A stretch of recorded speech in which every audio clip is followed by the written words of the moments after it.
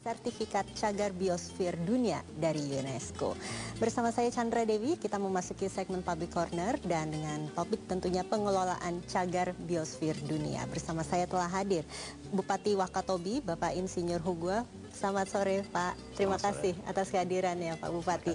Dan juga dari LIPI, Man and Biosphere dari LIPI, Bapak Purwanto. Pak Purwanto, terima kasih atas kehadirannya. Selamat sore, terima kasih. Selamat sore, dan kami juga mengundang Anda pemirsa untuk berinteraksi langsung bersama kami. Silakan hubungi 021 58 3022. Oke, langsung saja saya ke Pak Purwanto. Sebenarnya apa sih yang dimaksud Pak dengan cagar biosfer dunia ini? Ya, jadi cagar biosfer itu adalah sebetulnya juga suatu konsep pengelolaan, tetapi juga suatu kawasan di mana di situ ada berbagai tipe ekosistem di mana dikelola untuk kepentingan pembangunan berkelanjutan dan mendapatkan diterapkan oleh yang namanya program MAB, Man and the Biosphere UNESCO. Ada 3 fungsi utama di dalam cagar biosfer. Fungsi pertama adalah sebagai fungsi yang namanya konservasi keanekaragaman hayati dan juga fungsi untuk budaya juga. Dan yang kedua, fungsi yang kedua adalah untuk pembangunan ekonomi berkelanjutan di kawasan itu. Dan yang fungsi ketiga adalah yang disebut sebagai logistik support, sebenarnya untuk adalah riset, penelitian dan juga untuk pendidikan dan untuk monitoring, jadi untuk capacity building dan lain sebagainya. Oke, nah, ini kan dikeluarkan oleh UNESCO ya Pak. Ini untuk berapa kali Indonesia menerima ini? Ini sebetulnya diajukan oleh pemerintah Indonesia, kemudian ditetapkan oleh UNESCO. Gitu. Nah, Indonesia punya 8, jadi Wakatobi adalah cagar biosfer Indonesia yang ke-8. Gitu. Kiranya kriterianya apa sih Pak sehingga bisa menerima ini Wakatobi? Baik, kriteria sebuah cagar biosfer itu yang pertama adalah mempunyai keanekaragaman hayati dan tipe-tipe ekosistem yang spesifik, yang khas dan juga budaya yang khas. Nah, yang kedua, kawasan itu mempunyai 3 fungsi utama yang bisa untuk sebagai tadi fungsi konservasi, fungsi budaya, betul, pembangunan ekonomi dan juga logistik.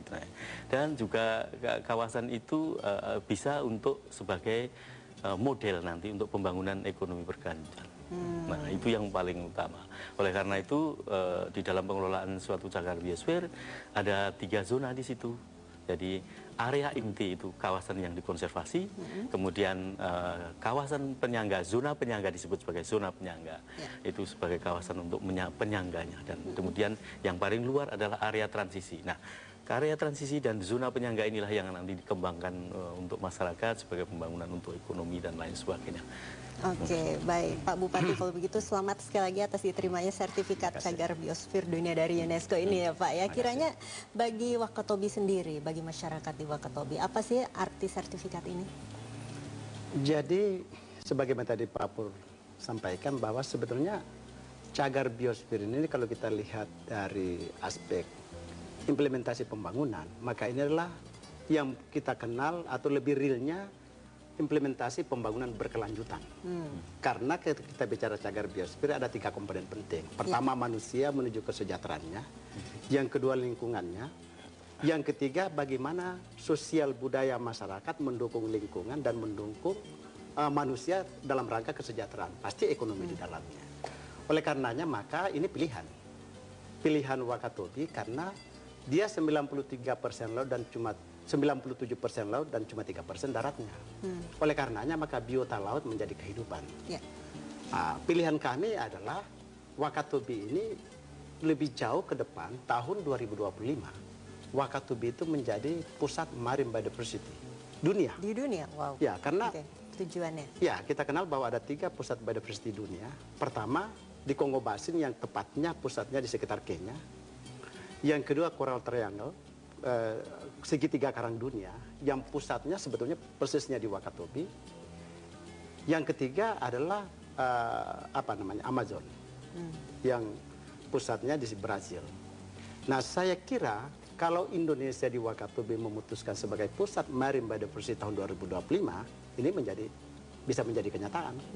Nah, ini pilihan Wakatobi dengan cagar biosfer ini pilihan. Oke, jadi ini langkah pertama ya Pak ya, justru mendapat sertifikat ini ya Pak ya. Oke, berbicara mengenai penerimaan sertifikatnya sendiri, berapa lama upaya dari Wakatobi untuk menerimanya? Ini berlangsung kurang lebih 5 tahun. 5 tahun? 5 tahun? Waktu yang cukup panjang ya Pak ya? Upayanya apa saja yang dilakukan? Upaya pertama, saya katakan tadi pilihan. Jadi saya sebagai bupati kan tugas pemimpin itu 2 yang penting. Share vision dan make decision. Jadi visi kami Wakatobi sebagai bagian daripada Indonesia adalah karena kita memang pusat biodiversity, maka kita putuskan untuk kita jadi pusat biodiversity. Ke laut ya. Yang kedua kita mengambil keputusan untuk menjadi cagar biosfer ini. Jadi 5 tahun itu adalah waktu yang tidak panjang. Oleh karenanya maka saya selaku pemerintah daerah tentu masyarakat bersama tokoh adat jangan lupa. Ada kebijakan di sana, ada sebuah tata nilai di sana. Mereka setuju dan sepakat lalu kita mulai proses ini. Jadi masyarakat, nilai-nilai di masyarakat, pemerintah, swasta, dan LSM bahu-membahu dan ini soal pilihan sekatakan tadi. Oke, Pak Pur, sebenarnya dari LIPI sendiri kiranya apa bentuk dukungan yang selama ini diberikan sehingga pada akhirnya bisa menerima sertifikat cagar biosfer dunia ini? LIPI adalah focal point dari program Man in the Biosphere. Jadi LIPI ini sebagai yang bertanggung jawab juga bersama dengan Kementerian Kehutanan itu kita sebagai untuk membangun cagar biosfer di Indonesia. Nah, salah satu kontribusi di dalam kalau tugas fungsi utama kan kita untuk logistik support tadi, jadi untuk penelitian dan lain sebagainya. Tetapi di dalam komite kan ada namanya yang ngurusin program cagar biosfer ini namanya Komite Nasional Program Man in the Biosphere.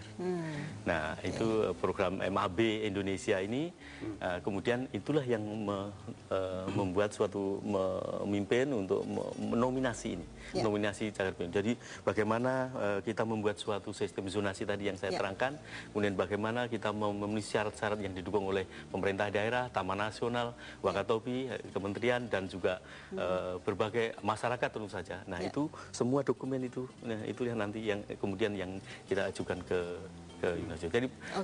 Jadi peran MAB adalah sebagai seperti kayak sekondan gitu. Baik, kita harus break dulu sejenak Bapak-bapak dan kami akan kembali setelah pariwara berikut ini. Tetap bersama kami di Metro TV.